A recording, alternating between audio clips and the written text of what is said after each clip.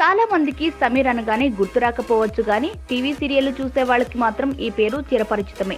దాదాపు బుల్లితెర మీద స్టార్ రేంజ్ ఉన్న సమీర్ అడపాదడపా సినిమాలో కూడా కనిపిస్తూనే ఉంటాడు. ఎక్కువగా పోలీస్ పాత్రలతో ఆకట్టుకున్న ఈ నటుడు ఆ మధ్య అత్తారింటికి దారేదిలో కూడా కనిపించాడు. అయితే ఆ సినిమాకి ముందే పవన్ కి సమీర్ కి పెద్ద గొడవ వల్ల పరిచయం జరిగిందట. ఆ గొడవ కూడా ఏదో వేరేది కాదు, పవన్ సినిమాని వెటకారం చేయడం వల్లే అంటూ ఇన్నాళ్లకి చెప్పాడు సమీర్. అంతేకాదు, ఫోన్ చేసి మా అన్నయ్యని తిట్టు అంటూ నాగబాబుని తిట్టమని కూడా చెప్పాడట. తిట్టమనడం అంటే పవన్ కి కోపం కాదు, సినిమా గురించి అభిప్రాయం చెప్తే తిట్టడం వల్ల నీకలా చెప్పే హక్కు ఉంది కాబట్టి నువ్వు తిట్టవచ్చు అని చెప్పాడట. ఎన్నో అంచనాల మధ్య విడుదలైన పవన్ నటించిన ఓ సినిమా దారుణ పరాజయం పాలైంది. దాంతో పవన్ అభిమానినైన నేను ఆవేదనకు గురై ఆ సినిమా గురించి ఫేస్బుక్ లో రాశాను. ఆ తర్వాతి రోజు ఉదయాన్నే నాగబాబు గారు ఫోన్ చేసి తిట్టారు. దాంతో నేను ఆ కామెంట్ ను తొలగించాను. ఆ తర్వాత పవన్ ఫోన్ చేసి మాట్లాడారు.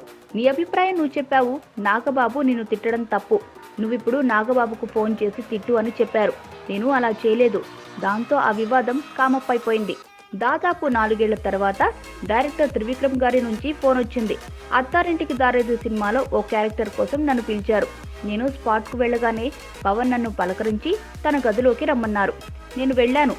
ఏంటి ఇక్కడున్నావని అడిగారు. ఈ సినిమాలో నేను చేస్తున్నా సార్ అని చెప్పా. వెంటనే త్రివిక్రమ్ గారిని పిలిపించమన్నారు. త్రివిక్రమ్ రాగానే 4 ఏళ్ల క్రితం ఫేస్బుక్ లో నేను చేసిన పని గురించి ఆయనకు చెప్పారు. ఈ సినిమాలో మీకు సమీర్ కావాలా, నేను కావాలా అని అడిగారు. త్రివిక్రమ్ కొద్దిసేపు ఆలోచించి నాకు సమీరే కావాలని చెప్పారు. దాంతో పవన్ పెద్దగా నవ్వి త్రివిక్రమ్ ను కౌగిలించుకున్నారు. అప్పుడు అర్థమైంది, వారిద్దరూ నన్ను ఆడుకుంటున్నారని. వారి మధ్య ఎంత అండర్స్టాండింగ్ ఉంటుందో కూడా నాకు అప్పుడే తెలిసిందని సమీర్ చెప్పాడు.